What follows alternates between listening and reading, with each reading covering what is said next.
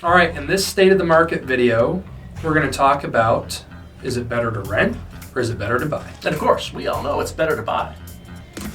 Well, let's see. Do you think it's better to rent? Let's break down the numbers and see what makes the most sense. You take rent, I'll take buy. Let's figure out if it makes sense in the end.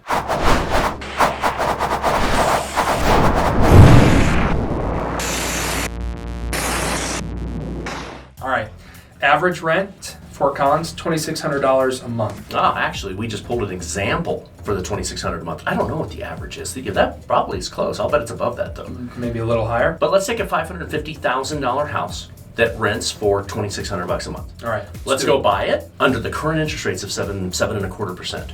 And let's go rent it at $2,600 a month. All right. Let's see which one works better. Okay, first off, how much would that house cost to buy? Well, okay, principal and interest, we have the cheat sheet numbers here.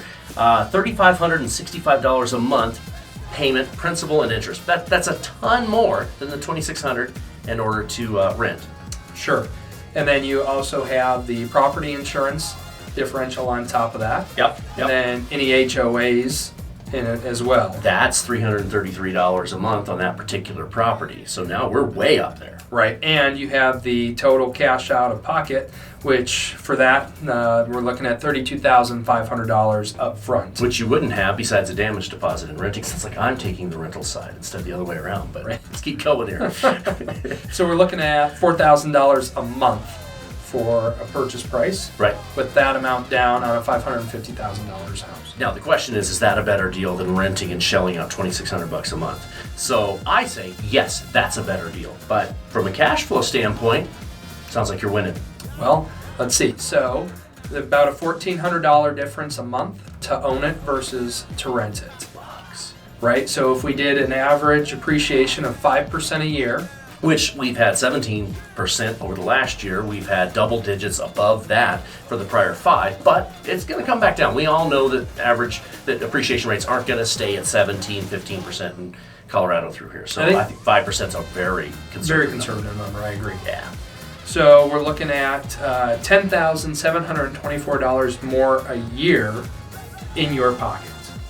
To buy, that's taking appreciation rate.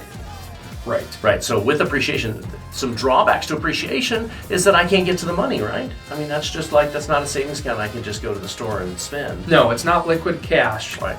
But that said, when you're looking at real estate, it should be a long-term investment. It's really funny because a lot of people don't look at the equity in their property as cash.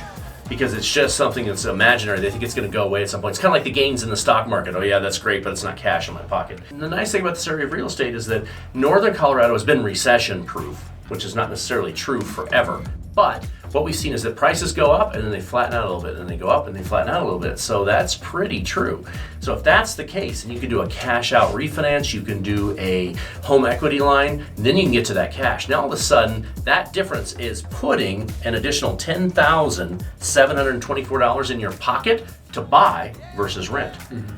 Something else that you have to think about too is we've seen pretty substantial increases in rent in this area for the last couple of years, and that's projected to increase as well as we go forward. 11% has been the average increase. So when you lock in to a cost of living, $4,000 a month, and you're saying, well, I'm only looking at $2,600 a month in order to rent, there are all these other factors are really what's going to make a difference. Plus, in that payment, you've got a little bit that's going to principal every month, and rent is 100% interest. Right. You're getting none of that back. So rent, buy, $2,600 a month, $4,000, cash flow makes it sound better, but in the long run, building wealth still makes a lot more sense to buy. I agree. You convinced me to buy. Hey, awesome.